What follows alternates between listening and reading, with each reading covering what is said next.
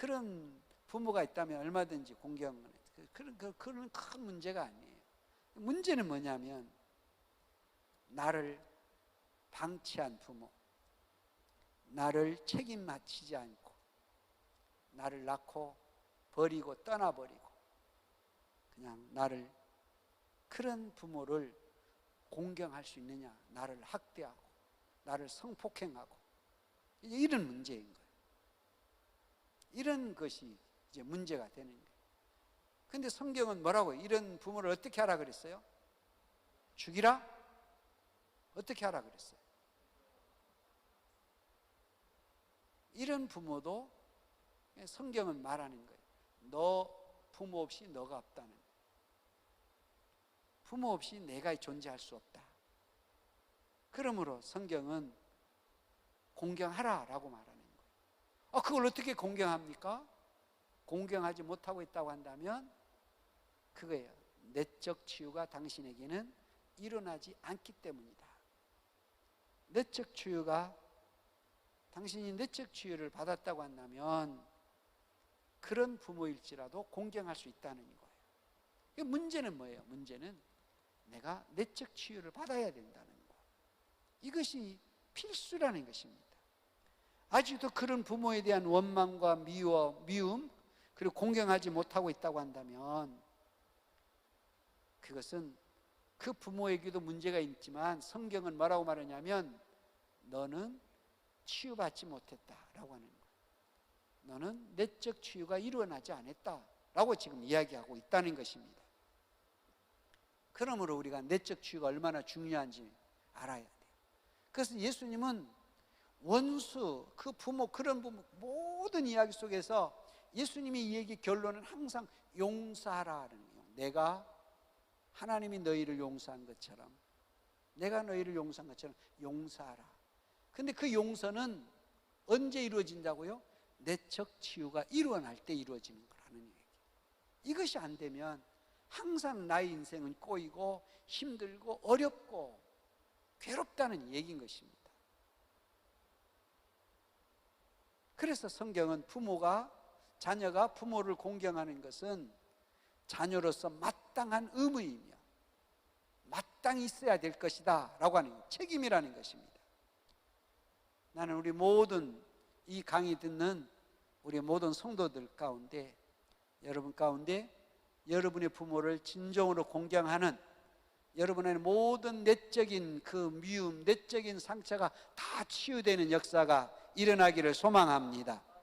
그럼 어떻게 공경할 것인가? 라고 하는 거예요. 어떻게 공경할 것인가? 성경은 다음과 같이 말하고 있어요. 첫째, 순종함으로. 공경에는 뭐가 따른다고요? 순종이 따라요. 순종. 그 다음에 두 번째는 부모의 조언과 가르침을 받아들임으로. 부모의 조언, 부모의 가르침을 받아들임으로. 세 번째는 부모의 삶에 뭘 가져다 줌으로? 기쁨을 가져다 줌으로 공경하라라는 것입니다. 그리고 네 번째는 부모가 나이가 들 때에 뭐 어떻게 함으로? 돌봄으로. 절대 여러분 방치하면 안 돼요. 나이가 들수록 여러분이 책임을 져야 된다라고 하는 것이 성경의 원리인 것입니다. 그 다음에 부모의 삶이 돋보이도록, 여러분의 부모가 좀 돋보이도록 여러분이 축복을 해야 된다라고 하는 거예요. 그래서 여러분의 부모가 너무 추하게 꾸미고 다니게 하면 안 돼요. 그러니까 돋보이게끔. 그래서 가끔 추석 가까우고 있죠? 그래서 옷도 추석 때에 꼭 사다가 이쁜 옷도 좀 입히고 좀 영광스럽게 꾸며야 된다, 그 말입니다. 할렐루야. 아멘 안 하는 사람은 안 사다 주겠다는 것이죠. 그러니까 여러분이 힘든 것, 나는 여러분이 부모를 잘 섬기는 여러분이 되기를 소망합니다. 자, 결론 보실까요? 가족의 행복은 저절로 오지 않는다. 그것은 서로 힘써 자신의 위치에 대한 역할을 잘 감당할 때 오는 것이다. 가족의 행복은 얻고 받는 것이 아니라 주고 베푸는 것에서 시작된다. 뭐 하는 거라고요? 내가 주니까 받아야 된다, 그런 개념이 아니라 그 말이에요. 이것은 무한정 베푸는 것이라는 거예요. 이기적인 마음과 태도가 없어야 한다. 왜 형제 자매보다 고부간의 갈등이 많은가? 형제 자매의 갈등보다 고부간의 갈등이 많은 이유가 뭘까요? 그것은 서로가 이기적이기 때문이다. 주기보다 받기를 먼저 생각하거나 돌봄과 사랑을 주고받는 것을 뭐라고요? 거래로 내가 줬으니까 이번에는 나에게 줘야 돼, 이런 거래처럼 생각하기 때문이다. 그러므로 가족 간에서는 이기적이면 안 된다.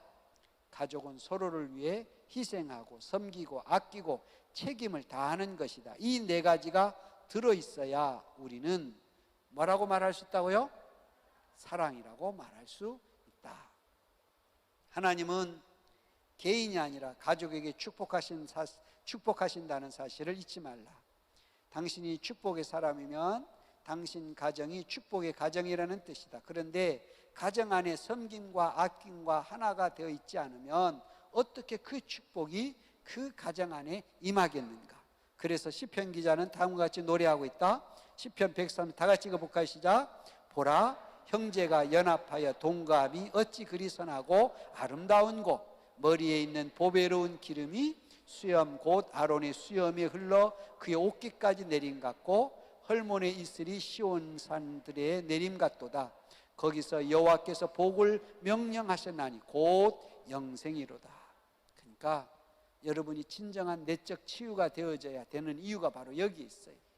가정이 바로 이렇게 되어졌을 때에 하나님이 이렇게 축복을 하신다는 거예요. 연합하는 가정, 하나가 된 가정.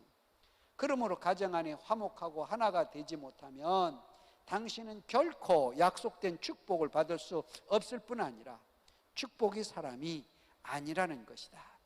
나는 여러분 이번 이 모듈 4를 통하여 여러분 안에 있는 모든 앙금과 모든 아픔이 치료되기를 소망합니다. 그리고 여러분 가정이 온전한 가정이 되어지기를 소망합니다. 그래서 하나님이 우리에게 주신 그 약속이 여러분과 나의 가정을 통해서 그대로 일어나기를 소망합니다. 할렐루야, 할렐루야. 우리 다 같이 일어나서 기도할까요? 우리 가슴에 손을 얹고 기도하기를 원합니다. 아버지 하나님, 하나님께서 우리의 가정을 주심을 찬양합니다. 또 우리의 미혼 청년 남녀들에게 미래의 가정을 하나님께서 주실 것을 약속함에 대해서 감사드립니다. 하나님, 우리의 가정은 복의 근간이며 하나님의 축복의 그릇이며 우리를 번성케 하며 하나님의 놀라운 축복의 도구인 줄 믿습니다. 우리의 가정의 모든 연약한 부분들을 치료하여 주시옵시고 이번 모듈 4를 통하여 하나님, 우리의 가정 안에 하나님이 원하지 아니하는 그런 성품, 그런 모습, 그런 문제들이 있다면 깨끗이 정돈되는 계기가 되게 하여 주시옵시고 내가 해결해야 될 모든 부분들이 정직하게 해결되어져서 하나님의 축복이 막힘없이 부어지는 은혜의 가정이 되게 하여 주시옵소서.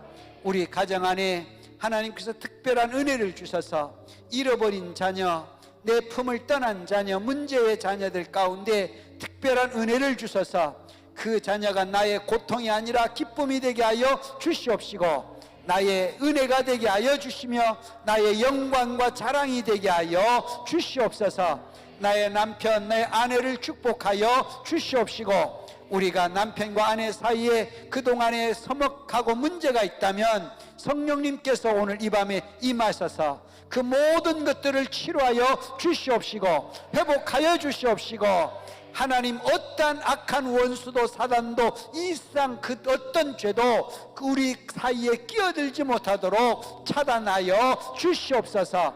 그래서 하나님의 말씀의 기초 위에 세워진 은혜의 가정, 축복의 가정, 하늘의 놀라운 그 축복이 아낌없이 받을 수 있는 온전한 가정으로 은혜 내려 주시옵소서. 주의 기름 부심이 우리 온 이 강의를 듣는 성도들 위에 있음을 선포합니다. 저들의 가정 가운데 특별한 은혜의 주관임을 선포합니다. 주의 영으로 역사하시고 기름 부어 주시옵소서. 할렐루야, 할렐루야. 이 모든 말씀을 예수 그리스도의 이름으로 기도드리옵나이다. 아멘. 할렐루야. 하나님께 영광의 박수를 드리십시다. 예, 제자리에 앉으시고요. 여러분 꼭 돌아가시면 거기에 적용 부분을 꼭 여러분 한번 해보십시오. 그리고 교재에 여러분 교재에 그 심화학습 꼭 여러분 체크하시고, 왜냐하면 이것은 실제적이어야 돼요. 여러분 가정에 세워져야 되고, 여러분 가정에 이것이 회복되지 않으면 이것은 복과 관련되어 있는 거예요. 여러분이 좋아하는 복과 관련된, 비전보다도 복과 관련된 거예요. 이 복이 이루어져야 비전도 이루어지는 것이거든요.